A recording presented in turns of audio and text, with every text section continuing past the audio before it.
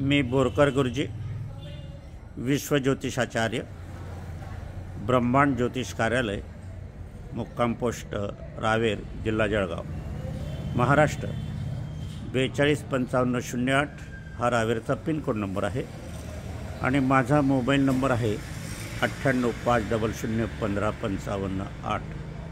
पुनश्च mobile number ऐका 9850155558।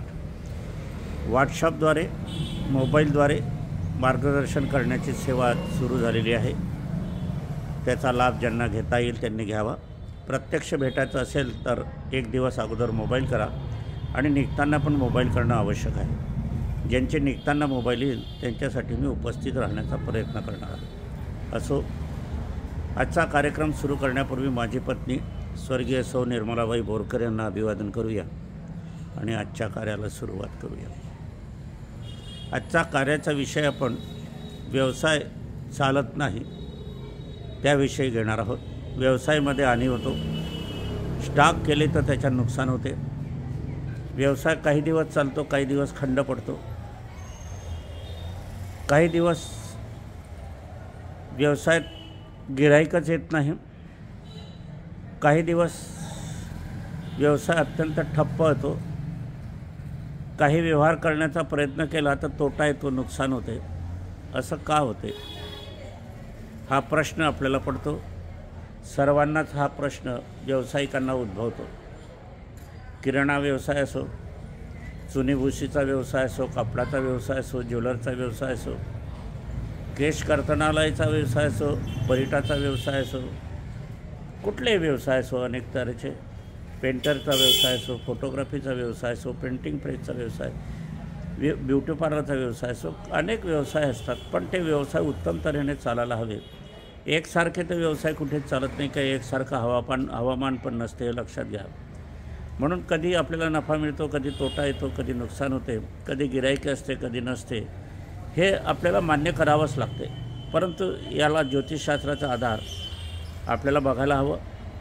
काही ठिकाणी असं असते की आपल्याला कळत नाही, पण तुम्ही बारीक निरीक्षण केलं तर तुमच्याकडे एखादे गिऱ्हाईक आलं आणि गिऱ्हाईक आल्यावर तुम्ही ते केलं आणि ते गिऱ्हाईक आल्यावर तुम्ही ते केलं असताना त्यानंतरच गिऱ्हाईकी ठप्प होते हे तुम्ही शोधून काढण्याचा प्रयत्न करा। कारण ही अशी माणसं जी असतात ती अशुभ असतात, अशुभ पावलाची असतात, अशुभ योगाची असतात। तुमच्या विषयी त्यांच्या मनामध्ये द्वेष भावना असते किंवा ते मुद्दामून येत असतात, हे पण आपण बघायला हवं। तर असं टोक नजर बाधा हे होते, तुम्ही माना अगर नका माना। नजरेचे प्रकार आपण पाहिले तर खालची नजर असते, वाकडी नजर असते, दुशी नजर असते, पापी नजर असते, मन पण त्याच तऱ्हेचे विविध प्रकारचे असतात। हे मान्य असेलच, तुम्हाला करावंच लागेल। त्यांच्या मनामध्ये आपल्याविषयी काय आहे ह्या भावनेचा खेळसुद्धा असतो। काही वेळेला अशा पद्धतीने होते की आपण एखादं गिऱ्हाईक येते, आपण ते गिऱ्हाईकाकडे दुर्लक्ष केल्याचा परिणाम होतो आणि मग ते दुर्लक्ष केलं की त्याच्या भावना दुखवतात, त्या भावना दुखवण्याचा परिणामही गिऱ्हाईकावर होतो। म्हणून गिऱ्हाईक येत असताना स्वागत केलं पाहिजे। आपण काय पाहिजे, काय हवं आहे, काय नाही ह्याची विचारणा केली पाहिजे, आपुलकी निर्माण केली पाहिजे।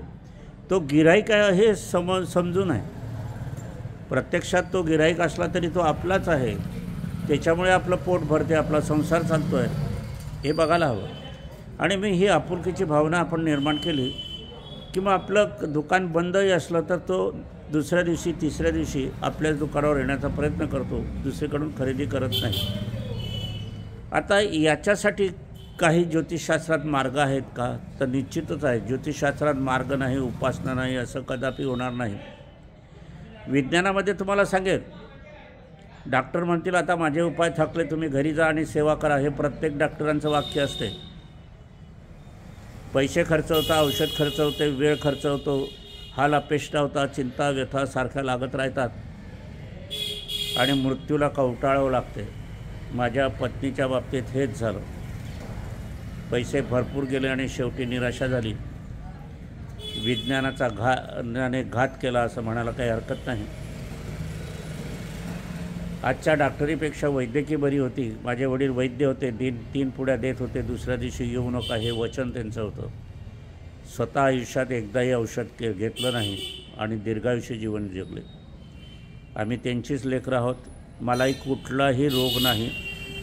वय 76 आहे. डोळे पाजून शाबूत आहे. डोळ्याचं ऑपरेशन नाही. कानही शाबूत आहे. गळा शाबूत आहे. हृदय शाबूत आहे. आणि शुगर पण नाही आहे. शुगर आत्ताच मोजली 85 आहे.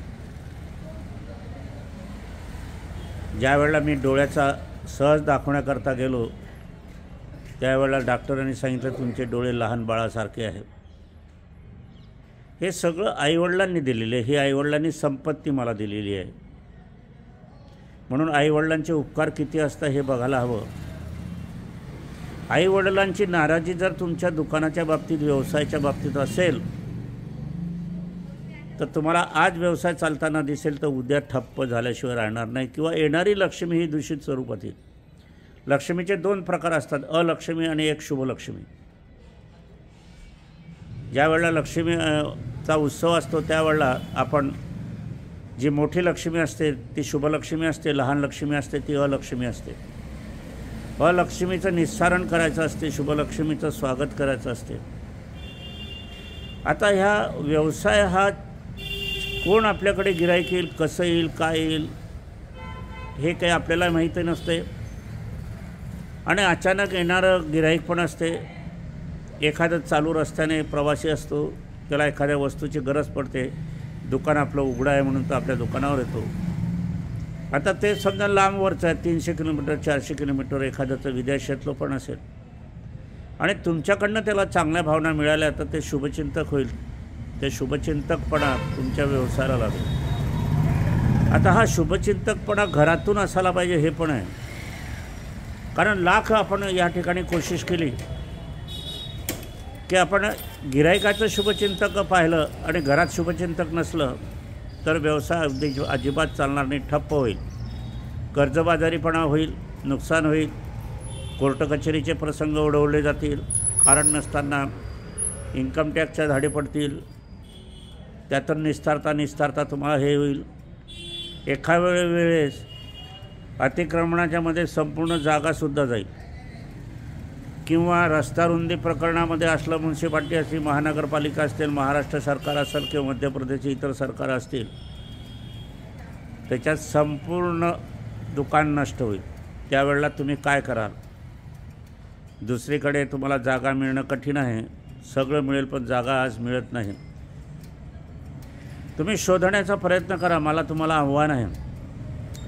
कुठल्याही क्षेत्रात जा, कुठल्याही भागामध्ये जा, कुठल्याही गावामध्ये जा, कुठल्याही देशामध्ये जा आणि बाजारपट्टीत सर्वे तुम्ही करा. बाजारपट्टीत सर्वे करत असताना ती जागा कोणाची आहे हे विचारा, मालकाला विचारा. तिथल्या जे काही मालक असतील ते असतील त्या सर्व जागा 99% आपण जर पाहिल्या तर त्या वाडवडिलांच्याच जागा असतात. आज जागेच्या किमती इतकी आहे की मुलं ती जागा खरेदी करू शकत नाही. वाडवडिलांच्याच जागेवरती करतात. वाडवडिलांचीच तिथे गिऱ्हाईकी असते, वाडवडिलांचीच आपुलकी असते, वाडवडिलांचीच पुण्य त्या ठिकाणी असते आणि मग आपले हे व्यवसाय चालत असतात. 99% अशा जागात असतात. मग त्या शॉपमधल्या जागा असो, मेन रोडच्या जागा असो, घरातल्या जागा असो, वास्तूच्या जागा असो, कॉलनीतल्या जागा असो, असो काही असो, हे आपण बघण्याचा प्रयत्न केलेला आहे. यामध्ये पुनश्च इथेच आपण थांबूया. माझी पत्नी स्वर्गीय सौ निर्मलाबाई बोरकर यांना अभिवादन करूया आणि आजच्या कार्याचं समापन करूया.